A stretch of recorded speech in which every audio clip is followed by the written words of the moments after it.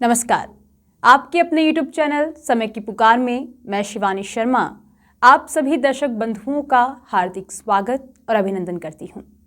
आइए जानते हैं भीलवाड़ा के कुछ मुख्य समाचार।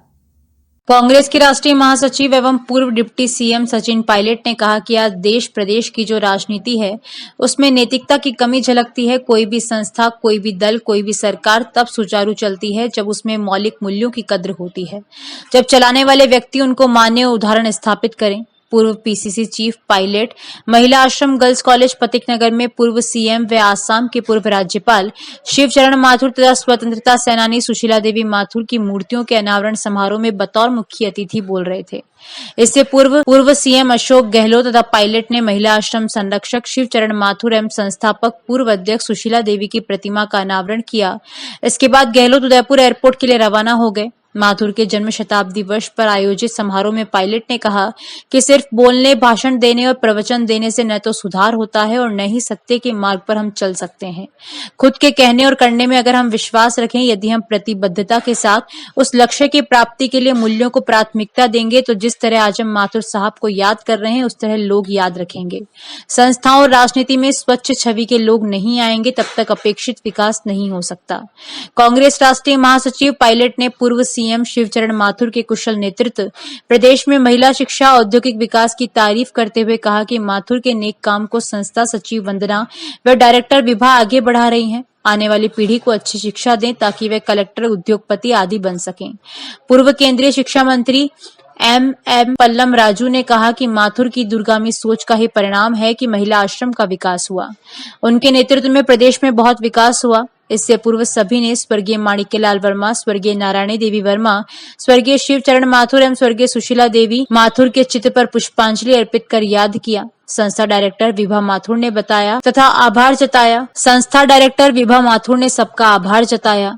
कुलदीप इंदौरा, उमेदाराम बेनीवाल, पीसीसी मेंबर हगामीलाल मेवाड़ा, कांग्रेस जिला अध्यक्ष अक्षय त्रिपाठी, पूर्व कांग्रेस जिला अध्यक्ष कैलाश व्यास व अनिल डांगी, पूर्व विधायक गायत्री देवी त्रिवेदी, यूथ कांग्रेस प्रदेशाध्यक्ष अभिमन्यु पूनिया आदि मंचासीन थे। सभी अतिथियों का बैंड वादन से स्वागत किया गया। दूरगामी सोच का परिचय दिया मुख्यमंत्री होते हुए और जिस निष्ठा, पारदर्शिता से प्रशासन को चलाया वो हम सबके लिए एक सबक है। मैं उम्मीद करता हूं कि आने वाली पीढ़ी माथुर साहब की तरह सोच रखेगी, उनके दिखाए हुए रास्ते पर चलेगी। उनकी मूर्ति का अनावरण होना मैं समझता हूं बहुत एक शुभ अवसर है और मैं तमाम साथियों को, खासकर उनके परिजनों को बहुत बहुत बधाई देना चाहता हूं। सर, आप कहते हो संवैधानिक संस्थाओं पर हमला हो रहा, अब सीजीआई पर हमला हुआ है, किस तरह देखते हो सर? इससे ज़्यादा दुखद कोई घटना नहीं हो सकती और मुझे लगता है कि ये इसलिए हो रहा है क्योंकि देश में एक ऐसा माहौल पैदा हुआ है। पिछले 11 सालों में जो टकराव की स्थिति पैदा हुई है, जहर फैलाने की बार बार कोशिश होती है, उसका कहीं ना कहीं परिणाम देखने को मिलता है। अब मुख्य न्यायाधीश देश के हैं और उन पर इस प्रकार का एक तरह से आक्रमण किया, बहुत हम सब दुखी हैं और मुझे लगता है कि जो करने वाले लोग हैं कहीं ना कहीं उस विचारधारा से जुड़े हैं जो द्वेष की भावना रखते हैं, जो आपस में टकराव और नफरत की राजनीति करना चाहते हैं। उन लोगों के काम करने से इस प्रकार का माहौल पैदा हुआ है। मैं भर्त्सना करता हूं इस हादसे की और उम्मीद करता हूं कि हमारे देश में इस प्रकार की हिंसाओं की कोई जगह नहीं है। एक सभ्य समाज है, लोकतंत्र में शालीनता और गांधीवादी सोच वाले हमारे सब साथी हैं। इस प्रकार के जब कुकर्म होते हैं बहुत बेहद दुख हमें होता है और मैं उम्मीद करता हूं कि इसकी कभी पुनरावृत्ति दोबारा ना हो। बिहार में चुनाव एसएमएस का जो हादसा हुआ है उसका किसका फेलियर मानते सर? एसएमएस में जो हादसा हुआ है, आग लगने से जो एसएमएस लोग मौत के शिकार हादसे की नहीं है, ये पूरा सिस्टम कोलैप्स कर रहा है। आप देखिए झालावाड़ में छत गिर जाती है, नौजवान निर्दोष बच्चों की मौत हो जाती है, फिर दवाई पीकर शिशुओं की मौत हो रही है। अब भांकोटा में एक टैंकर का एक्सीडेंट हुआ था, उसकी रिपोर्ट आज तक नहीं आई है। बहुत लोगों की मौसमी मौत की। अब कल रात में इतने भीषण हादसा हुआ है। तो प्रशासन, सरकार, जो सिस्टम है वहाँ पर ना तो कोई दिशा है और ना कोई कंट्रोल है। इसकी वजह से यहाँ पर जो लोग मरीज है, जो आज अस्वस्थ है, वो अस्पताल ठीक होने के लिए जाता है। जो आईसीयू भर्ती है वो जिंदगी मौत के लिए वैसे ही लड़ रहा है। वहाँ पर अगर उस सिस्टम का फेलियर निर्दोष लोगों की जान ले रहा है तो कोई ना कोई जिम्मेदारी लेगा। दुर्भाग्यवश इस प्रदेश में और सरकार में कोई ऐसा इंसान नहीं है जो खड़ा होकर बोले कि हाँ हम आश्वासन देते हैं कि दोबारा ऐसा काम नहीं होगा, इसकी पुनरावृत्ति नहीं होगी, हम इसके लिए जिम्मेदारी तय करेंगे और कार्रवाई करेंगे। कमेटी बना देना, जांच कर देना और फिर आगे चले जाना, ये सरकार का रवैया रहा है और दुर्भाग्यवश उसका जो खामियाजा है वो जनता इस प्रदेश की भुगत रही है।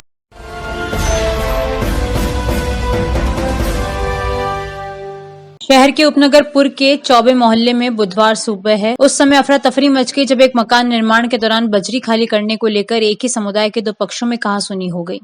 यह मामूली विवाद देखते ही देखते हिंसक झगड़े में बदल गया। लोकेश पाठक ने बताया कि सुबह करीब 6:30 बजे उनके मकान निर्माण के लिए बजरी की ट्रिप आई थी। इस दौरान पड़ोस में रहने वाले कुछ लोग वहां पहुंचे और बजरी खाली करने से रोका टोकी शुरू कर दी। इस पर दोनों पक्षों में बहस होने लगी।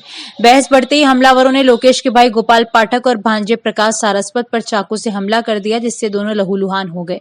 उन्हें तुरंत इलाज के लिए जिला अस्पताल में भर्ती कराया गया है। इस विवाद के दौरान हमलावरों ने पत्थरबाजी भी की, जिससे वहां से गुजर रहे 3 राहगीर भी घायल हो गए। लोकेश ने बताया कि लवली, दीपक और संपत नामक राहगीरों को पत्थर लगने से गंभीर चोटें आई। लोकेश के अनुसार इन्हीं लोगों ने 3 दिन पहले भी मलबे उठाने आए वाहन चालक बद्री नायक के साथ मारपीट की थी, उसकी बाइक को नुकसान पहुंचाया था और जबरन उससे पैसे भी वसूले थे।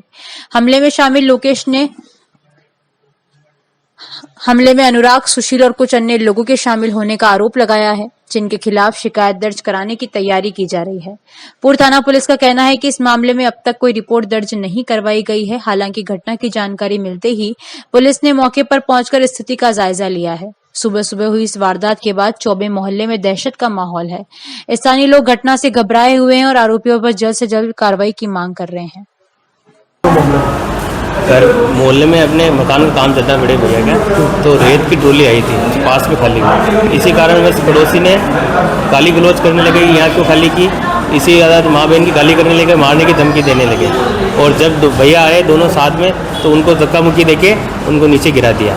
फिर उनके प्रकाश जी गहलोत, उनका लड़का सुशील जी गहलोत और उनका पोता प्रकाश जी का अनुराग, वो तीनों मिलके मारपीट करने लगे। बड़ी मम्मी वगैरह इनको भी मारा, भैया को भी मारा।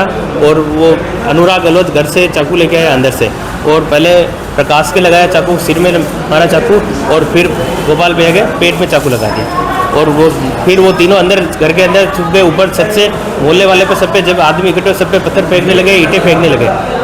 उनमें कौन सी घटना है? ये चौबे मोहल्ला, हॉस्पिटल के पीछे चौबे मोहल्ला।